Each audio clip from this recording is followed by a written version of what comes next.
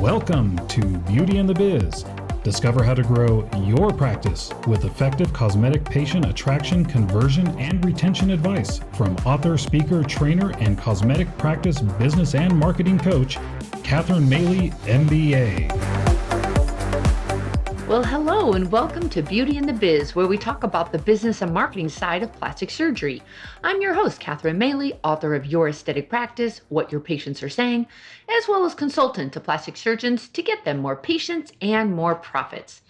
Now, today's episode is called, Are You a Rich Surgeon or Poor Surgeon? So in his best-selling book, Rich Dad, Poor Dad, Robert Kiyosaki presented the cash flow quadrant, where he breaks it down into 4 scenarios like this. Now, the first scenario is the employed, where you exchange your time and effort for an income. So if you don't work, you don't get paid. Now, the next scenario is the self-employed, where you work for yourself, but can you take weeks off and your business keeps on going without you? Now, the next scenario is big business. And this is when you have other people working hard for you to generate your income.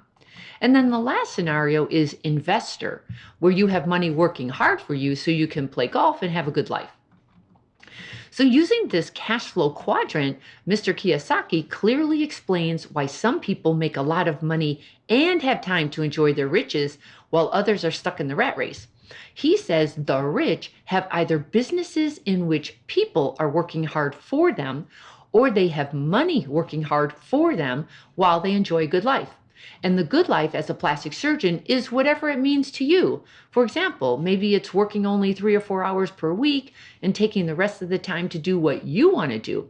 Or maybe it's having dinner every night with your wife and kids, or taking 6 weeks of vacation each year while enjoying the freedom and peace of mind to retire today if you felt like it. So as a plastic surgeon, which quadrant are you in? Now, most surgeons are stuck in the self-employed quadrant. Yes, you work for yourself and Uncle Sam, but most probably you cannot take a 6-week vacation without a severe negative impact on your practice and your income. Now, if you want to become wealthy and enjoy life, you need to move to the right side of the quadrant, which is big business, where you have people working for you that produce your income, and investor, where you have your money working for you. But let's be honest, do you have a team of superstars that work hard for you? Can you leave your practice for a few weeks, come back, and find your practice in better shape than before you left? Now, in order to move to the upper right quadrant of financial and time freedom, it's essential to focus on the following. Number 1, the team supporting your practice.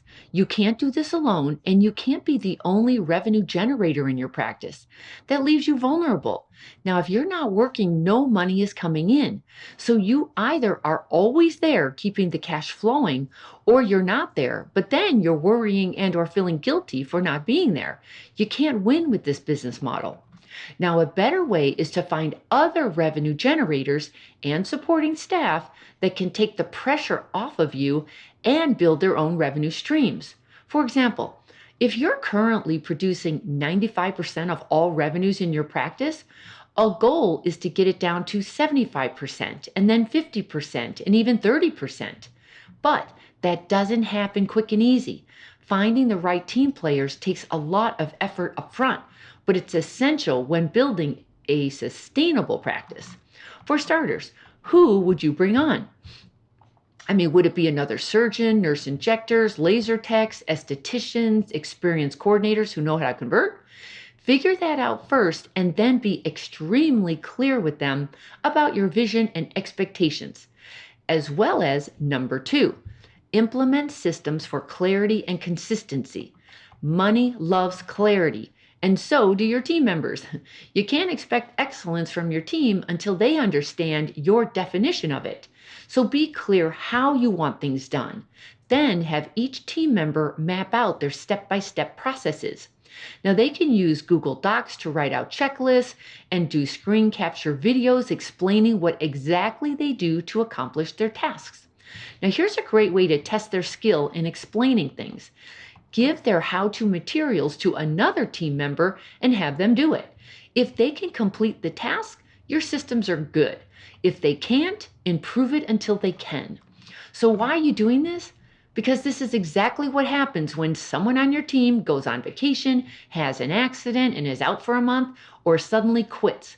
When you're set up correctly, it's an annoyance rather than a major breakdown in your practice because your systems have your back.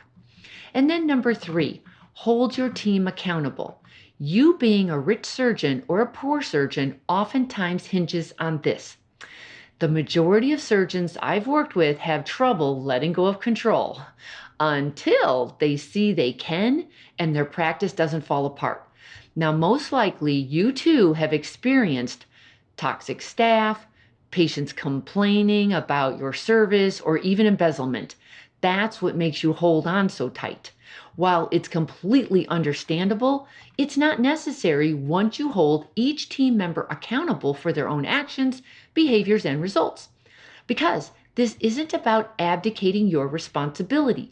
It's about empowering your team to step up, have your back, do their job, and report back to you regularly. Now you have peace of mind knowing things are working well and there are issues to address, but it's no longer guesswork or hoping everyone is doing what they're paid to do. It's a system to know everyone is on their game and you know the health of your practice on any given day. There is a lot more to running your practice like a business, so it's a well-oiled machine that can run without you, but this will get you started. Of course, let me know if I can help. Just leave me a message at katherinemaley.com and we can set up a time to talk. Okay, that wraps it up for this short episode. I hope this was helpful to you. Please subscribe and review Beauty and the Biz podcast so you don't miss other future episodes. And of course, share this with your staff and colleagues. And again, if you want to talk, please leave me a message on my website at katherinemaley.com, or you can certainly DM me on Instagram at katherinemaley.mba. Thanks so much, and we will talk again soon. We hope you found valuable insight on this episode of Beauty and the Biz. For more episodes, tools, and Katherine's free book, visit www.katherinemaley.com. That's www.katherinemaley.com. And be sure to subscribe to get the latest practice building strategies delivered to you. And don't forget to share this Beauty and the Biz podcast with your staff and colleagues.